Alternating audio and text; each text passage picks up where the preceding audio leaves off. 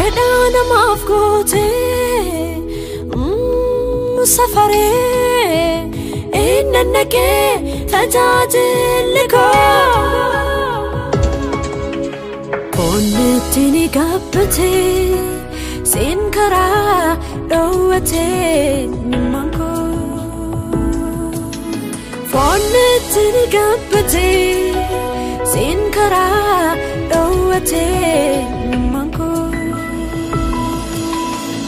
Deebidhaan fakkeessu sobaan dhugaa balleessu naga'ee ani ofii koo ta'ee araarri kee naaf ga'ee arguun fedhaa Yesuus koo siif ta'ee. Nagaa Waaqayyoo isa jiraataa bakka jirtanitti isiniif haa ta'u jechaa mata duree dubbii sagalee Waaqayyoo keessaa akkana kan jedhu walii wajjin ilaalla warra du'an keessaa ka'i. Kutaa kana ergan dubbisee booda Waaqayyoon kadhannee dubbii sagalee Waaqayyoo walii wajjin ilaalla. Akkana jedha wanti bakkeetti baafamu hundinuu ifaadha. Kanaaf ati yaa isa rabtuu dammaqi warra du'an keessaa ka'i Kiristoos siif ibsaa jedhamee ameen. Waaqayyoon kadhanna. Jiraataa bara baraa kan taate yaa Waaqayyo gooftaa geggeessaa keetiin nu eegdee yeroo kana nu geesseettaa galanni siif haa ta'u. Amma immoo dubbii sagalee keetii isa nama fayyisu isa nama jijjiiru isa iddoo hanqina ofii iddoo mudaa ofii namatti argisiise nama sirreessu maqaa gooftaa maqaa Yesuus Kiristoosiin waaqarraa erginutti dubbadhu.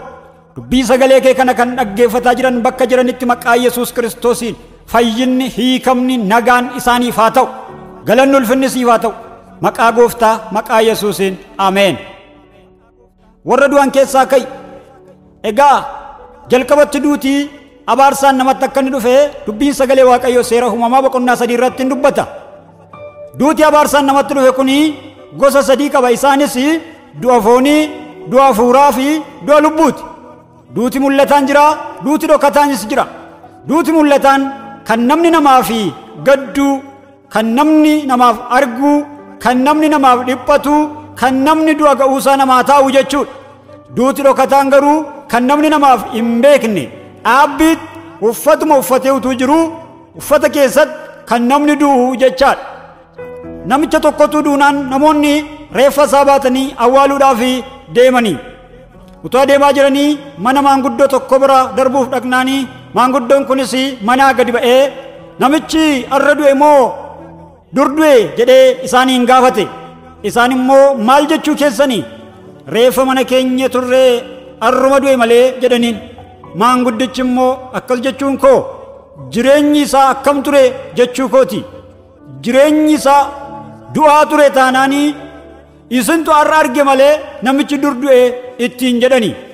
Egaa duuti nama kanaa jireenyi isaa duraan du'e taanaanii durumaan du'e isintu arra arge malee jedhee isaan hubachiisa.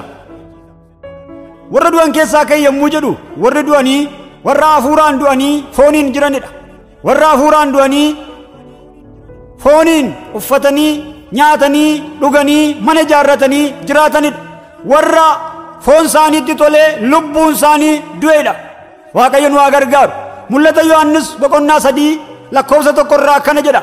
Jiraataa jedhamtee waamamtaa ati garuu du'aadhaa jedha.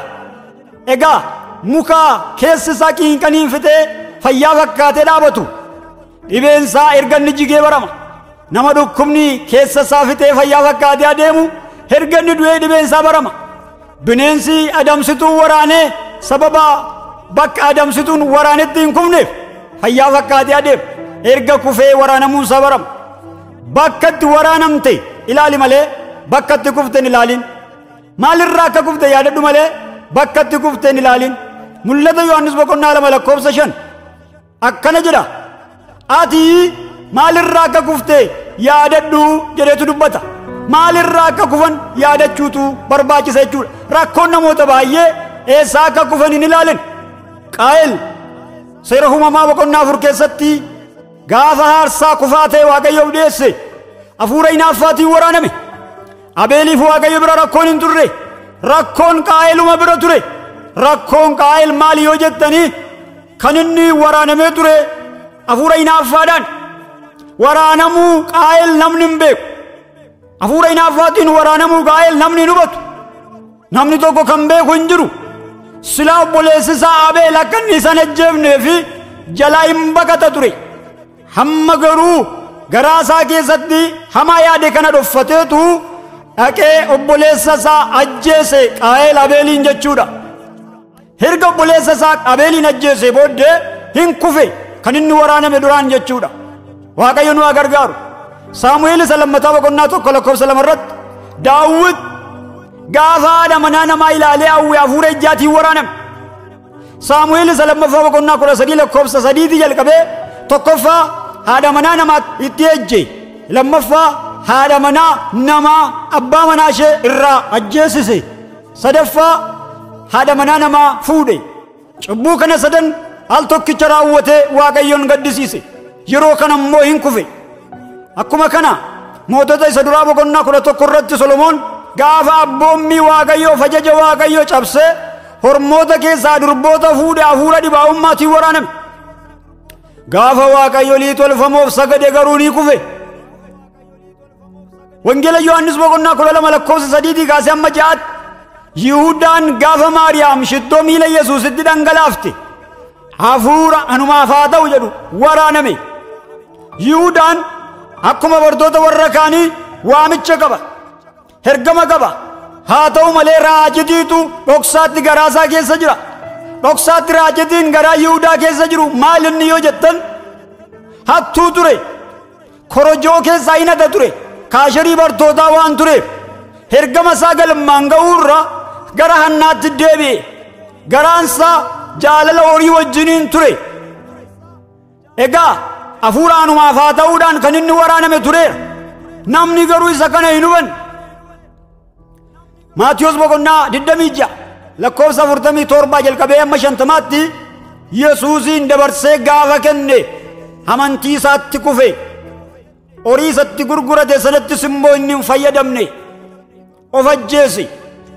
Bakka itti waraanamte dhaabadhu hiyyi. Bakka itti waraanamtetti hin iyyitu taanaan hiyyi kee birmannaa hin qabu. Hiyyi kee hiyya akka kormaa hindaaqqoo kan hiika hin qabne ta'a. Kadhata deebii hin qabne ta'a. Isaayyaas boqonnaa 55:6 irratti dubbii Waaqayyo akkas jedha.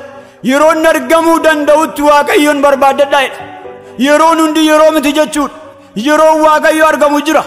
Yeroon Waaqayyo fuula isaa dhoffatu jira. Yeroon araaraaf ta'e namaa kenname jira. Yeroon dheekkamsaa jira. Yeroo qabnutti hin fayyadamnu taanaan rakkisaadha jechuudha. Maatiyos boqonnaa 25:1 kaasee amma 13 warri gowwoonni durboonni 5 dhirsi misirroo dhufuu durraan rafanii erga ka'anii ibsaan isaanii cuunfaa ejersaa hin qabu ture.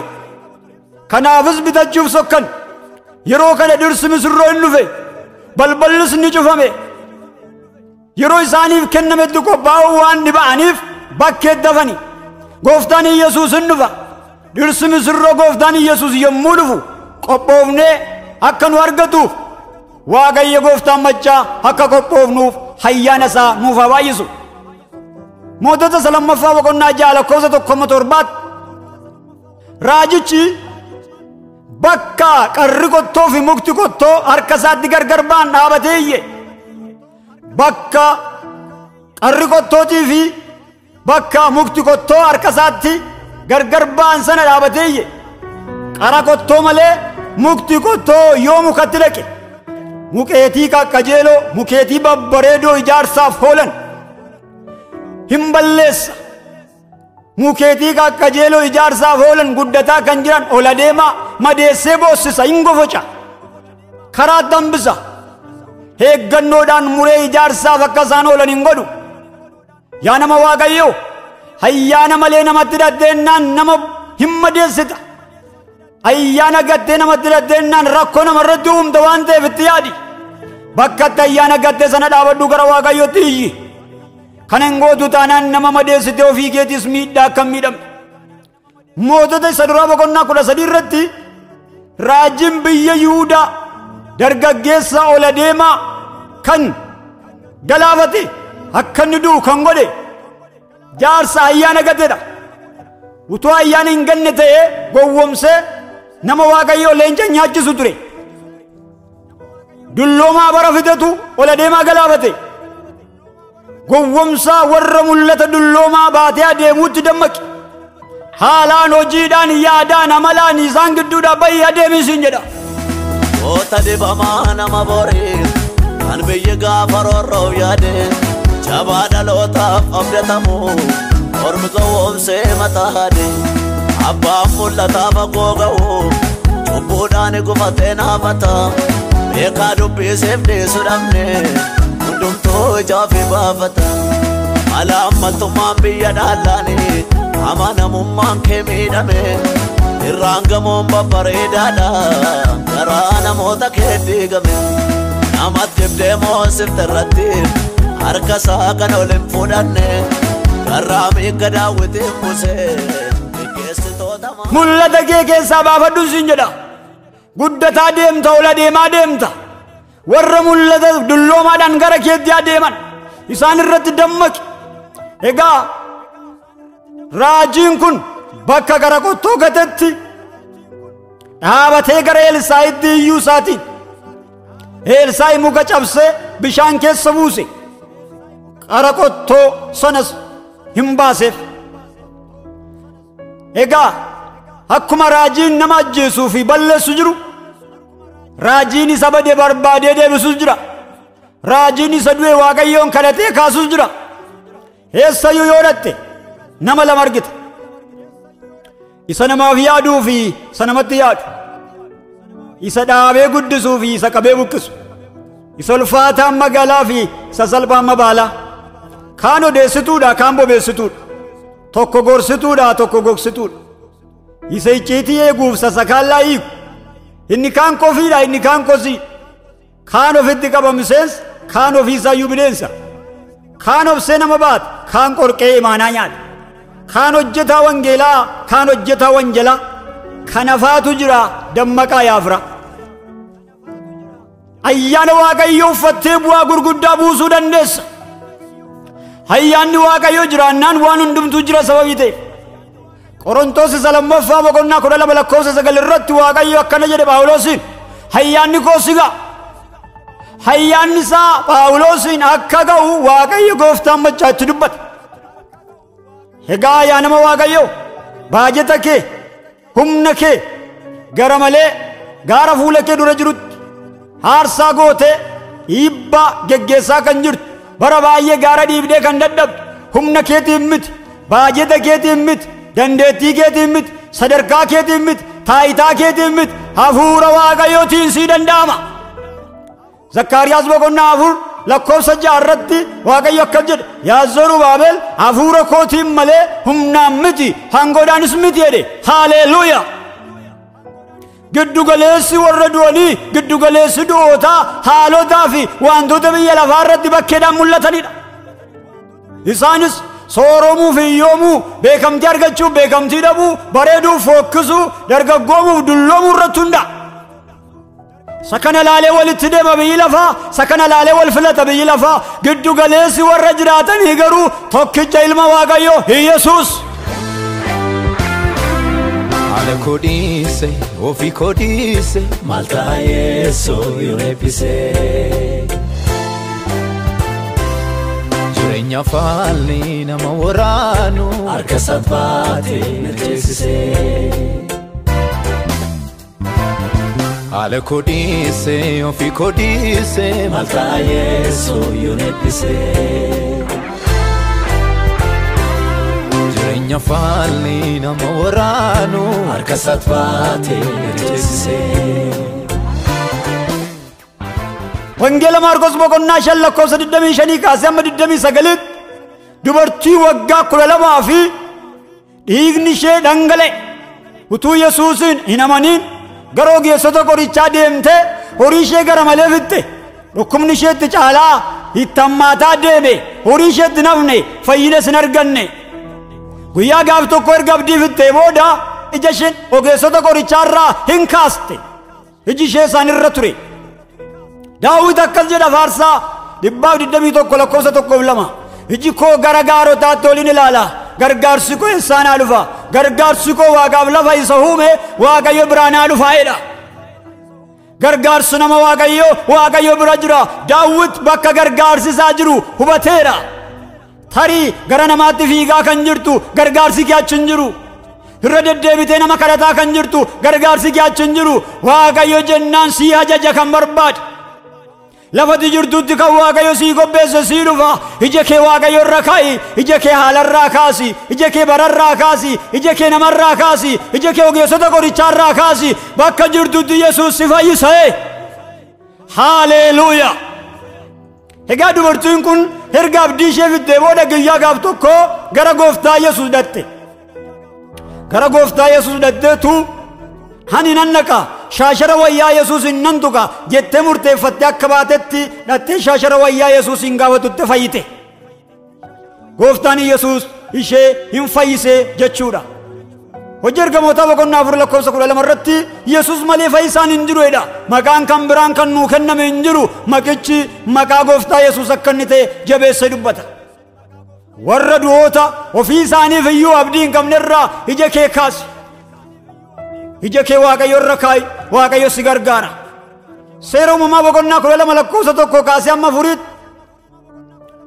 Waaqayyo akka Abrahaam addaan isaa ba'uuf yommuu itti dubbate inni immoo Looxiin fudhatee ba'e. Seera uumamaa boqonnaa 13:5 amma 13 namni Abrahaam na gargaara jedhee fudhatee ba'e Looxi tokko qoccollootti kaase. Ofii isaatiin fudhatee ba'e. Waan ati ofii keetiin fudhattee baate nagaa si hin laatu waan ta'eef waan Waaqayyo si hin laatiin wajjin hin rakkatin yaa nama Waaqayyo. Lama lafa gaarii Abrahaamin saamee biyya Sodoomiin jalaa fudhate. Abrahaam garuu biyya Kana'aan keessa jiraate. Lafichi jireenyaaf filatamaadha jedhee yaade. Ija fooniitiin ilaale. Waan har'aa ilaale. Waan booriin ilaalle. Sodoom kun ishee borbaduuf jettudha. Hariifatee filannoo bade. Hariifatee waan hin taane fudhate. Yeroo ofii fayyadame iyyuu achirra hin teenye. Fedha Waaqayyoo malee wanta ati fudhattee baatu nagaa si hin laatu waan ta'eef si saama waan ta'eef itti yaadi yaa nama Waaqayyoo. Seera uumamaa boqonnaa 13:14 irratti erga Loox Abrahaam irraa addaan ba'e booddee Waaqayyo Abrahaamitti dubbate. Seera uumamaa boqonnaa 19:15 amma 26tti Loox lafa Abrahaamin saamee fudhate sanarra hin teenye irraa buqqa'e. Itti fufee haadha manaasaas hin dhabe. Si saamee fudhata malee irra hin taa'u. Si saamee eebba kee kan fudhate, si saamee mana kee kan fudhate, si saamee jireenya kee balleessu kan barbaadu Waaqayyo gooftaan machaa itti sii dhaqa. Wanti sitti rarra'u garuu si miidha waan ta'eef. Lammaffaa wanti sitti rarra'u ofii isaatii illee of miidha waan ta'eef ofirraa kuti.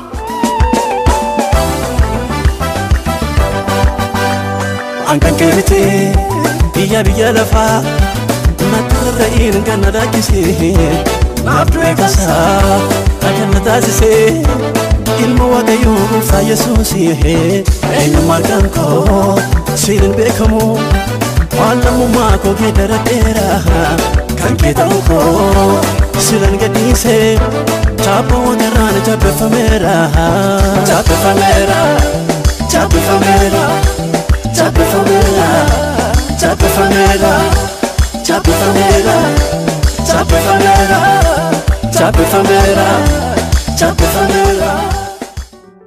Yesuus siif haa filatu. Yesuus waan gaarii harka isaa jiru sana siif haa kennu. Waaqayyo jabaadha. Egaa dubbii sagalee Waaqayyo keessaati akkuma kana Ruut boqonnaa 1:1 kaasee amma 5tti fedha Waaqayyo malee bakka ati filattu siif hin ta'u kan jedhu jalatti bakka filate Elimelek namni jedhamu beela obsuu dadhabee gara biyya Moo'aabe warra saba Waaqayyoo hin ta'inii dhaqe. Achi dhaqee achi keessa jiraate. Warra danna hin qabanne warra saba Waaqayyoo hin taane gidduu jiraatee galaa ta'ee achi keessatuu taa'uu lubbuun isaa darbe. Kan inni baqatee deeme du'a. Kan mataa isa mares du'a. Duusaa qofatu hin ta'in ijoolleen isaas biyya ormaa sana keessatti hin dhumani. Harka guutuudhaan ba'ee ijoollee isaa fudhatee ba'ee ijoollee isaa dhabee ofii isaas lubbuu isaa dhabe. Bakka Waaqayyo si dhaabe dhaabadhu Waaqayyoon eegi. Rakkinni, dhiphinni, beelli iddoo keetiis hin kaasin. Achi dhaabadhu eegi Waaqayyo siif dhufa. Waaqayyoon eeganii salphachuun hin jiru. Waaqayyoon eeganii namaa gad hin taani.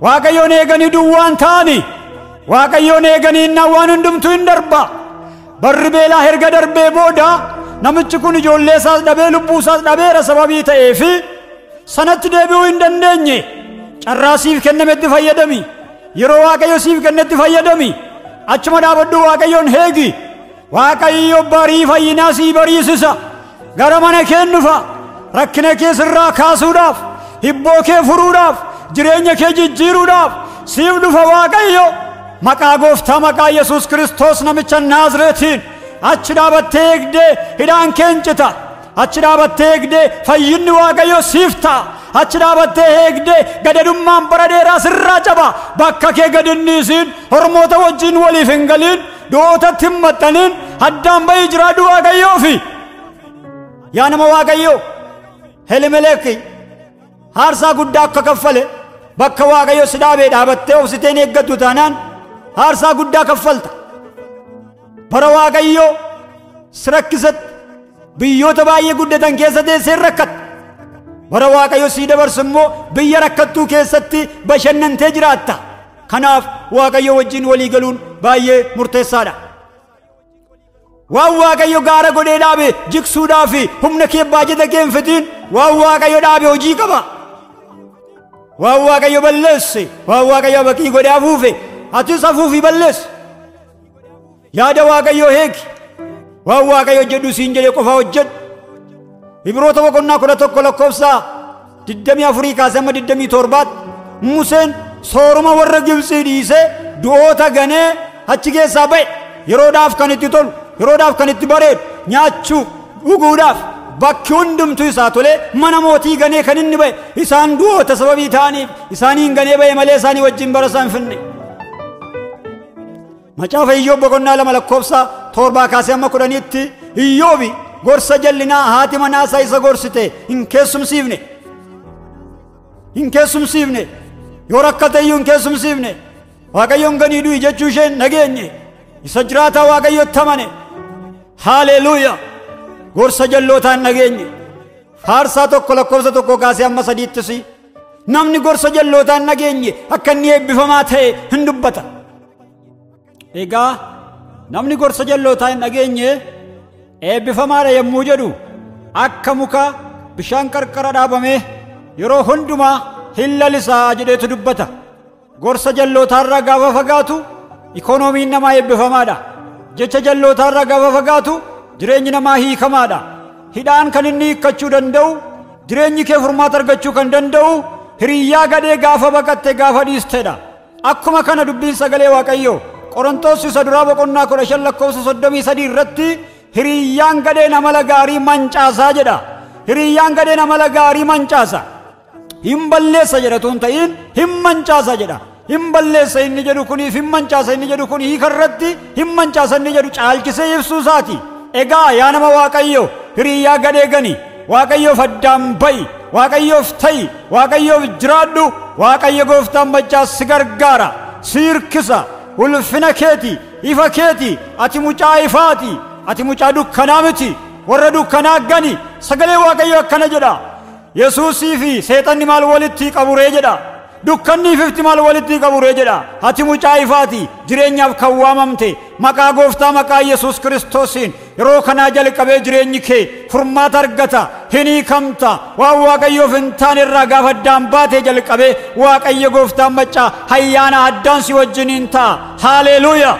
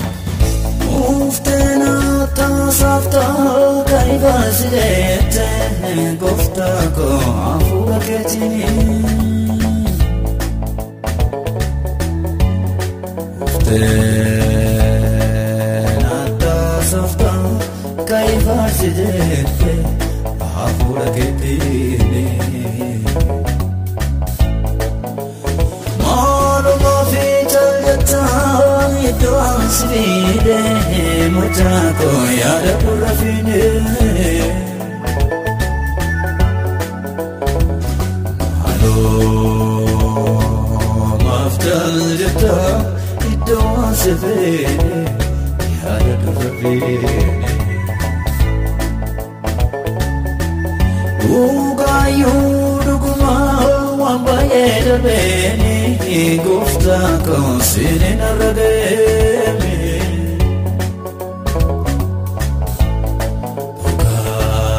ugaayuu dhuguma waan baay'ee darbeene seeneen arra gaane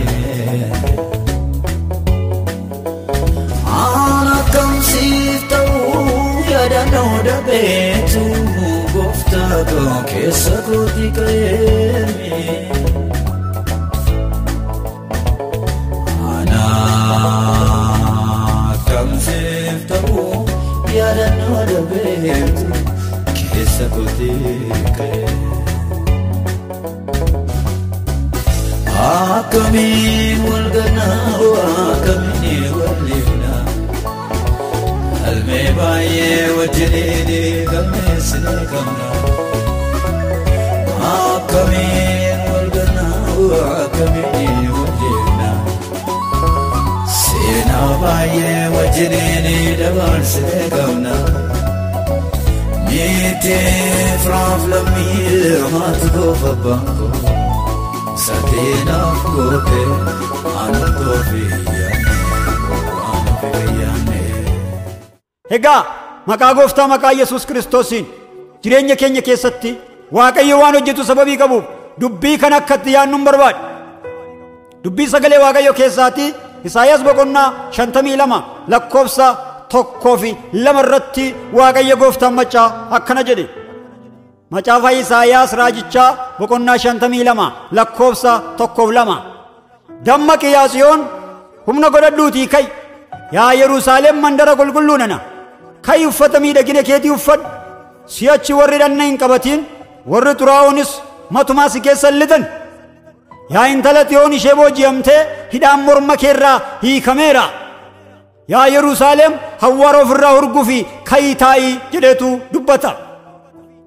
Yesus gooftaadha humna godhadhuu ka'ii akka kaleessaa miti hidhaan morma keerraa hiikameera bakka keetti deebi'i hawwaara keessaa ka'ii uffata miidhagina keessa ofirraa baaftee turte sana deebisii uffadhu jedheetu Waaqayyo gooftaan machaa itti dubbata. Egaa maqaa Yesuus Kiristoosiin dubbii kana dhaggeeffataa kan jirtu har'aa jalqabiitii maqaa isa jiraataa ilma Waaqayyootiin du'oota gidduudhaa ba'i deemi. Jireenyi kee ajjeessaa jiru keessaa ba'i deemi. Lubbuu kee galaafachuuf sadeemu keessaa ba'i deemi. Egaa namni sagalee kana dhaggeeffachaa jirtu hamma hidhaan sirraa akka citu amantiidhaan nan kadhadha. Lafa jirtutti harki Waaqayyo si haa qaqqabatu. Fayyinni guddaan siif haa ta'u. Ijji argine maqaa gooftaa Yesuusiin lafa jirtu hargi. Gurri dhageenye maqaa Yesuus Kiristoosiin lafa jirtu dhaga'i siin jedha. Harki Waaqayyo bakka ati jirtutti si haa qaqqabatu. Maqaa gooftaa maqaa Yesuus Kiristoosiin fayyinni addaa siif haa ta'u. Bakka ciisaa jirtu sana maqaa Yesuusiin utaalii ka'i. Siree rakkinaarraa utaalii ka'i. Kiraanchii fuleettiin adeemaa jirtu sana gati maqaa Yesuusiin fiigi. Fayyinni sii ta'eera. Wilchariirraa utaalii ka'i fiigi. Nagaan sii ta'eera. Seenaan kee jijjiirama. Maqaa Yesuus Kiristoos namicha Naazreetiin siif haa ta'u. Siif haa ta'u. Kan Samaliin meefituu fayyisaa koo dubarraa kaasee hojjetee jireenya koo isa qoonni koo. Kan Samaliin meefituu fayyisaa koo dubarraa kaasee hojjetee jireenya koo isa qoonni koo.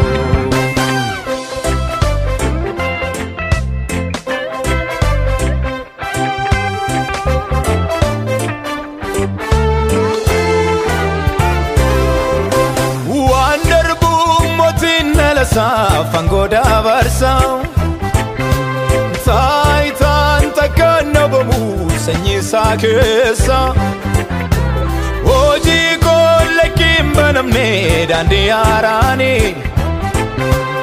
iddisanyi koskantole karaisani sarewani badisan abba orma jalano wadu inilalu bawadu arra ganna furee mirga baajira tarreewwani badiisaan naabbu abbaa ormaa jalaan owwaadhu inni ilaalu bawwaadhu har'a ganna furee mirga baajira raawwateera salphina koo fudhateera fayyina koo Yesuus samii fudhateera raawwateera salphina koo fudhateera